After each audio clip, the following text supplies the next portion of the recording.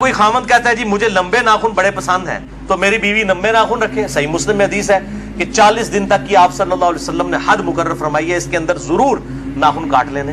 یہ بھی ذوالحجہ کے دن چل رہے ہیں اور یہ میرے ناخن بڑے ہوئے ہیں تو مجھے بڑی کوفت ہو رہی ہے. ظاہر ہے وہ اب ایک شریعت کو فالو کرنا ہے. قربانی کے بعد یہ مونچھیں میری کافی بڑھ گئی ہیں تو مجھے بڑی فیل ہو رہی ہیں, اور مجھے نہیں سمجھ آتی اتنے لمبے لمبے ناخن رکھنا, پھر انہی ہاتھوں کے ساتھ استنجا بھی کرنا ہوتا ہے, اور پھر پاکیزگی کا کس طریقے سے اہتمام ہو سکتا ہے, پھر انہی ہاتھوں کے ساتھ روٹی بھی کھانی ہوتی ہے.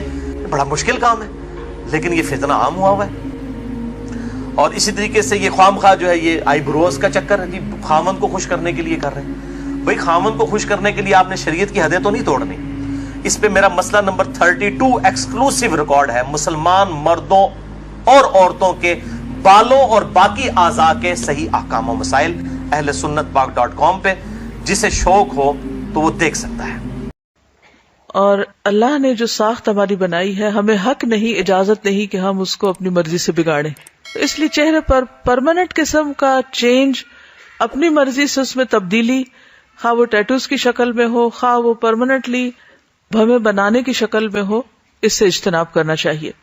تو علقمہ کہتے ہیں کہ عبداللہ بن مسعود رضی اللہ عنہ نے خوبصورتی کے لیے گودنے والیوں, چہرے کے بال اکھاڑنے والیوں اور سامنے کے دانتوں میں کشادگی پیدا کرنے والیوں کو, جو اللہ کی تخلیق میں تبدیلی کرتی ہیں, ان سب پہ لعنت بھیجی. تو میں یعقوب نے کہا کہ یہ کیا بات ہوئی, آپ ایسا کیوں کہہ رہے ہیں؟ عبداللہ بن مسعود نے کہا, آخر میں کیوں نہ ان پہ لعنت بھیجوں جن پر رسول اللہ صلی اللہ علیہ وسلم نے لعنت بھیجی ہے, اور کتاب اللہ میں اس پر لعنت موجود ہے. یعقوب نے کہا, اللہ کی قسم میں نے پورا قرآن مجید پڑھ ڈالا ہے اور کہیں بھی ایسی کوئی آیت مجھے نہیں ملی. عبداللہ بن مسعود نے کہا, اللہ کی قسم اگر تم نے پڑھا ہوتا تو تمہیں ضرور مل جاتی. کیا تم کو یہ آیت معلوم نہیں؟ وَمَا آتَاكُمُ الرَّسُولُ فَخُذُوهُ وَمَا نَهَاكُمْ عَنْهُ فَانْتَهُوا, جو تم کو رسول دے وہ لے لو اور جس سے وہ روکے اس سے رک جاؤ.